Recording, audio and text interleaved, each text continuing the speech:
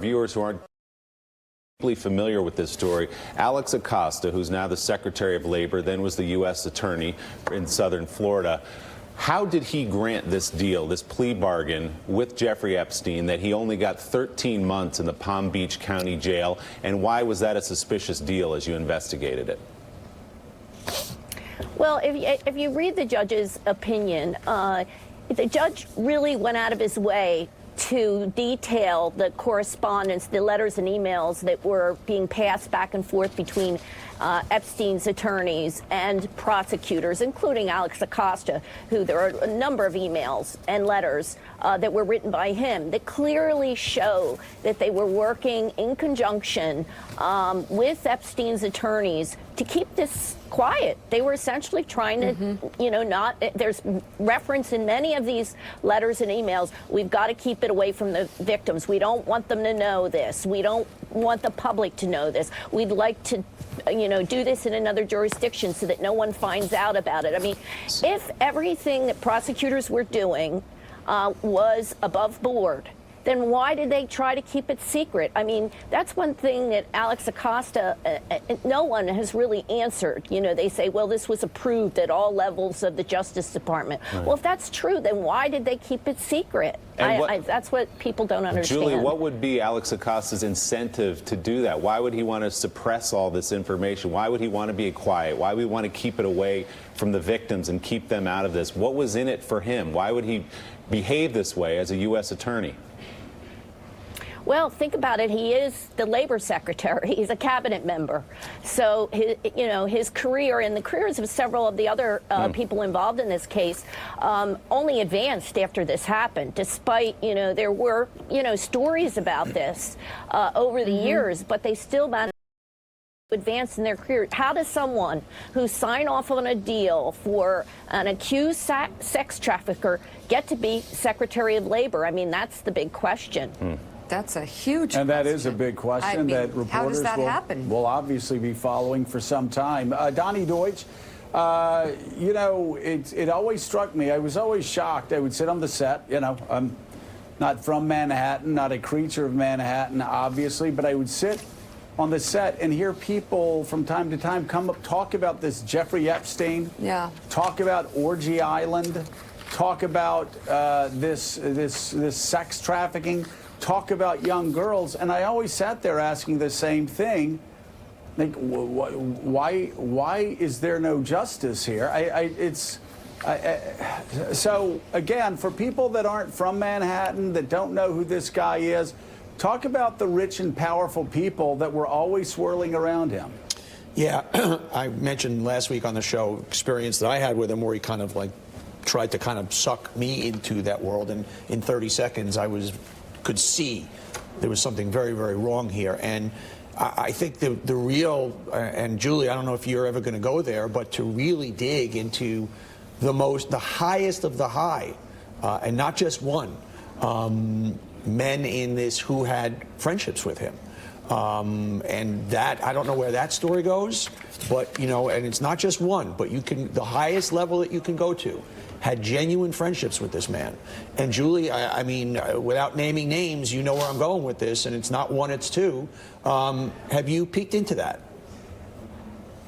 Yeah, I think me and a lot of other journalists have tried to go there and look into that, and I certainly think that there's more that could be yielded in that, especially the high profile of the case. I mean, the key is that some of these people who were involved in this really need to go public. I mean, he had people who worked for him, and it's been years now, and you just got to hope that maybe somebody comes forward, that somebody has a conscience and says, look, I was involved in this, I know what he did, and here's how it happened, and here's who was involved. I mean, really, you need some people on the inside, whether it's victims or people who work for him, to really come forward. And a lot of them are afraid. As you said, it's a lot of powerful people involved. Yeah.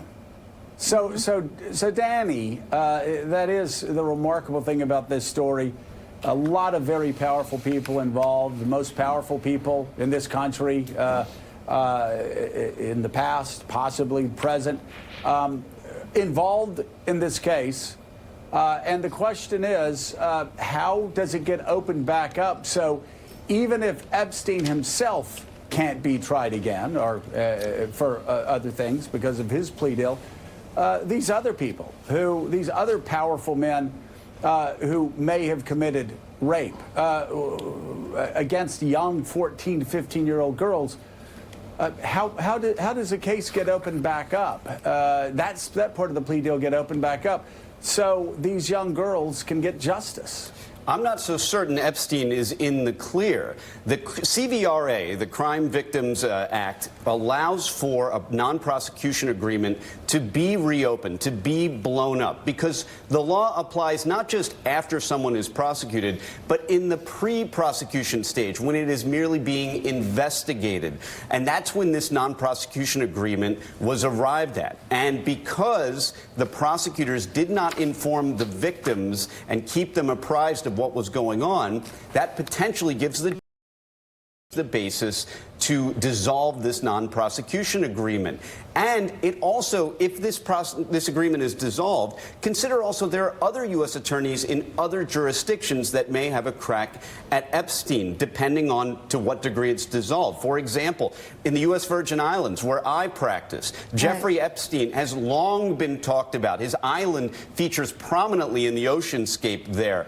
And the U.S. attorney for the territory there may look at this case if she doesn't feel bound by the non-prosecution agreement or the absence of it, if the court decides it has to go away. What this opinion appears to be is the court giving the government the opportunity to come back and say, you know what, maybe this agreement should be dissolved. But if they don't, the law appears clear. The court has the power to break apart that agreement if it sees fit.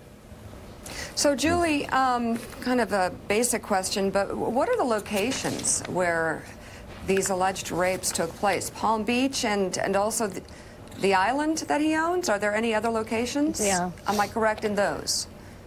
Well, one of his victims, Virginia Roberts, had been involved in litigation, and as part of that civil litigation, she had offered her statement about what happened to her. And she said that, of course, she was recruited in Palm Beach, but she then became part of his, sort of his life in that she traveled with him. So she said that she was present and involved in sex activities on his island, U.S. Virgin Islands, in New York, in New Mexico, where he owns a ranch, and in Europe, when she traveled with him to Paris and to London, that these were activities, and she was involved in it herself, helped him find girls.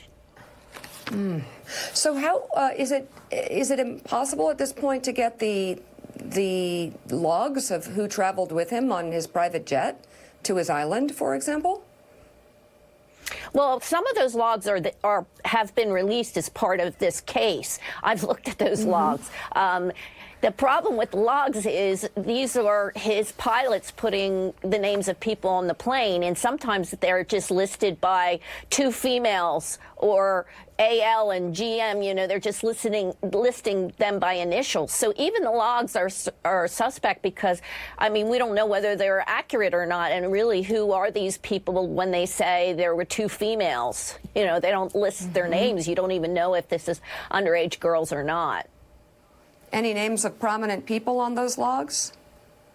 You know, it's a lot of names. I've gone through them all. It's really a lot of very wealthy people, you know, socialites, even their families and their kids. I mean, these weren't all. I believe that, I'm sure that they weren't all sex flights.